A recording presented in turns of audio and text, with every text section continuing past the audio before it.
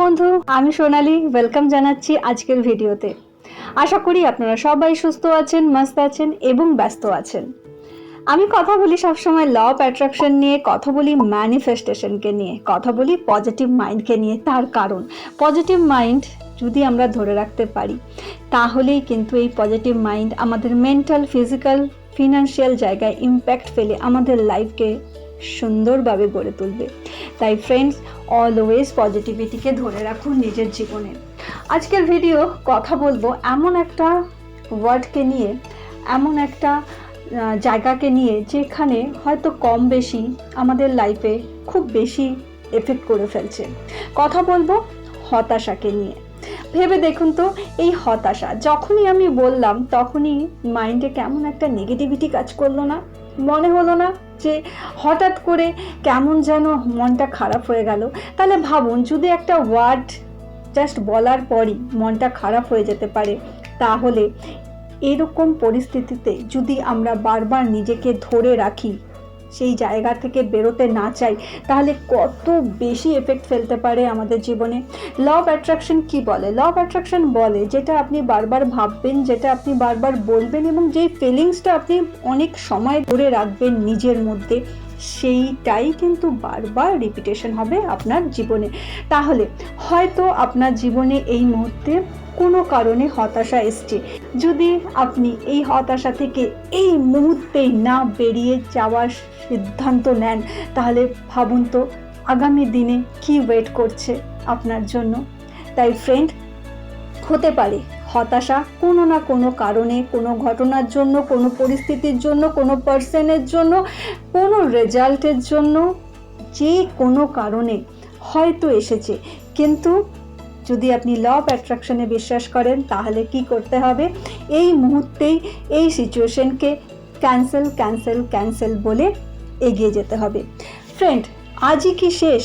আজ তো শেষ নয়, কাল আছে, এখনো অনেক কিছু বাকি আছে। আজ হচ্ছে না, কাল হবে। এই আশাবাদী মনোভাবকে কিন্তু আপনাকে ধরে রাখতে হবে। হয়তো সময় লাগছে, কিন্তু পাওয়া যাবে। এটাই তো হলো পজিটিভ মাইন্ড। যদি কোনো কাজের পেছনে আপনি পড়ে থাকেন, তাহলে সেটা হবেই।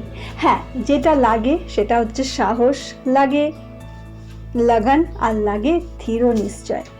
তাই আমি বলবো বন্ধু, হতাশ হবেন না এবং হাল ছেড়ো না বন্ধু। কিছু পেতে হলে আগে না নিজের মনকে বানিয়ে ফেলুন যে হ্যাঁ, ওটা আমার চাই। আপনি দেখবেন, আপনি যখন নিজের মনকে মানিয়ে ফেলবেন যে হ্যাঁ, ওটা আমার চাই, তাহলে পুরো ইউনিভার্স আপনাকে সেই জিনিসটাকে পাওয়ানোর জন্য আপনার জন্য কাজ করতে শুরু করবে। তাই বন্ধু, হতাশা নয়, কখনোই হতাশা হয়ে জীবনে থেমে যাবেন না। আপনি কখনো ভেবে দেখেছেন যে আপনি যে জীবনটা আজকে বাঁচছেন, আপনার এই জীবনটা কত মানুষের স্বপ্নের জীবন? আপনার মাথার ওপর ছাদ আছে, আপনি 3 বেলা খেতে পারছেন, আপনি শুনতে পাচ্ছেন, আপনি বলতে পারছেন, আপনি হাঁটতে পারছেন, আপনি নিঃশ্বাস নিতে পারছেন, আপনি সুস্থ। এই যে লাইফটা আপনি এখন বাঁচছেন, কত মানুষের হয়তো এই লাইফটাই তাদের স্বপ্নের লাইফ। এরকমভাবে ভাবনা চিন্তা যখন আপনি নিজের ওপর আনবেন, আপনি দেখবেন আপনার হতাশা আপনিই কাটিয়ে ফেলতে পারবেন। তাই ফ্রেন্ডস, হতাশা নয়, লাইফে এমন কিছু নেই যেটা চেঞ্জ করা যায় না।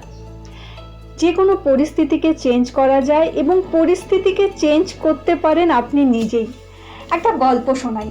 এই গল্পটা হয়তো আপনারা ছোটবেলায় সবাই পড়েছেন বা শুনেছেন।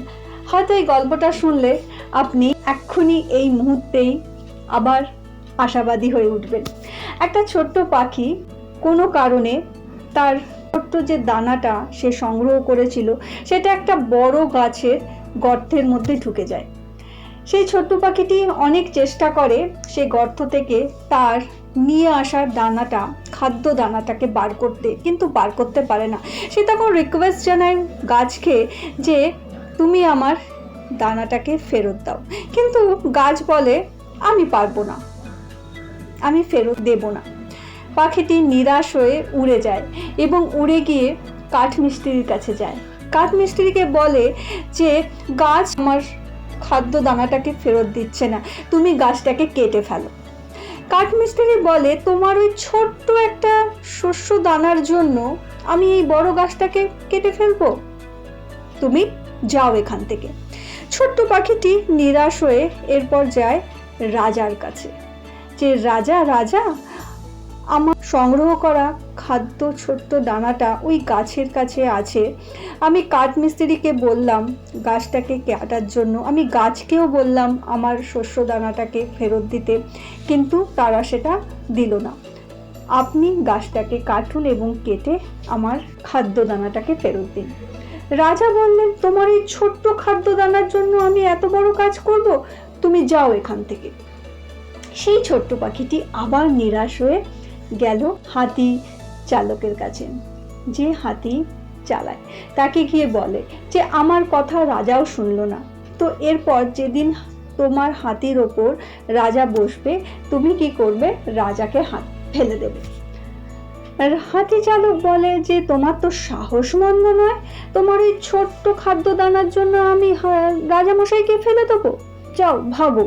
পাখি নিরাশ হয়ে যায় হাতির কাছে, যে হাতি আমার ওই খাদ্য দানা গাছের কোঠরে আটকে আছে এবং আমার কথা কেউ শুনছে না, তোমার পিঠের ওপর যখন এবার ওই মাহাতো চাপবে, ওই হাতি চালকটা চাপবে না, তখন তুমি কি করবে বলো তো, ওকে ফেলে দেবে। হাতি বলে তোমার তো সাহস কম নয়, তুমি আমার মালিকের নামে এরকম বলছো, যাও ভাগো।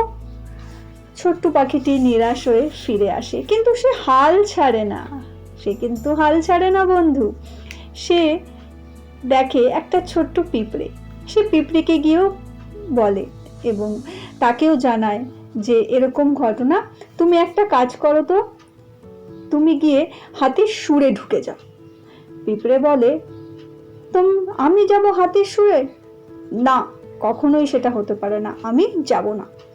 এরপর কিন্তু সেই ছোট্ট পাখিটি একটু রেগে যায়, সে বলে দেখো পিঁপড়ে, হতে পারে তাদেরকে আমি কিছু করতে পারিনি, কিন্তু আমি কিন্তু চাইলে এখনই তোমাকে ঠোঁটের মধ্যে নিয়ে কামড়ে তোমাকে শেষ করে দিতে পারি, তোমাকে আমি খেয়ে নিতে পারি, তাই তুমি যদি আমার কথাটা না শোনো আমি কিন্তু এক্ষুনি তোমাকে খেয়ে নেব। পিঁপড়েটি যায় ভয় পেয়ে।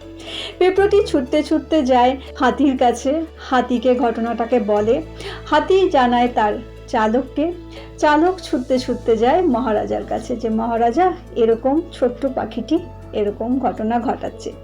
রাজা তখন বুঝতে পারে যে এই সমস্ত ঘটনা ঘটাচ্ছে কিন্তু সেই ছোট পাখিটি, এবং তাকে যদি তার খাদ্য দানাটিকে ফেরত না দেওয়া হয় তাহলে কিন্তু না জানি আরো কত কি ঘটনা এই ছোট পাখিটি ঘটাবে। রাজা তখন বলে যে যাও কাঠমিস্ত্রিকে হুকুম দাও যে মহারাজা বলেছে সেই গাছটিকে কেটে ফেলবে।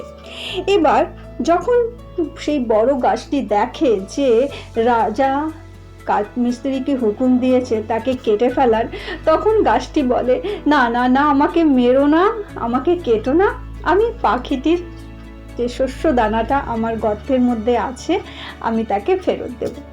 এবং এইভাবে সেই ছোট্ট পাখিটি তার খাদ্য দানাটি ফেরত পায়। দেখুন বন্ধু, হতে পারতো যে পাখিটি হতাশ হয়ে ছেড়ে দিতে পারত, কিন্তু সে কিন্তু ছাড়েনি, সে কিন্তু লড়াই করে গেছে এবং যতক্ষণ না সে জিতেছে সে কিন্তু তার কাজটা মন দিয়ে করে গেছে। তাই ফ্রেন্ডস, নিজের শক্তিকে নিজে চিনুন, ইউনিভার্সকে বলুন যে আমি আমার ভেতরের যে শক্তি সেটা চিনতে পারিনি, আই এম সরি ইউনিভার্স। যখন আপনি নিজের শক্তিকে নিজে চিনতে পারবেন তখন দেখবেন কোনো হতাশাই আপনাকে না ছুঁতে পারবে না। তাই ফ্রেন্ড, আবার বলছি, নিজের শক্তিকে চিনুন এবং হতাশা থেকে বেরিয়ে যান। আপনার আজকে আপনি কিভাবে থাকবেন সেটা ডিসিশন নেবেন আপনি। আপনার আজকে ডিসিশন যদি নেওয়া হয় যে আপনি ভালো থাকবেন, তাহলে এই ডিসিশনটাই কিন্তু ট্রান্সফার হবে আপনার কালে, এবং এই কাল কিন্তু আরও ভালো হয়ে যাবে আপনার আগামীকালকে। তাই ফ্রেন্ড, আজকে বাঁচুন, আজকে ভালো থাকুন, আজকে ভালো থাকার ডিসিশন নিন, আর সব সময় মনে রাখবেন হতাশা নয়, মনে রাখবেন হাল ছেড়ো না বন্ধু। ধন্যবাদ।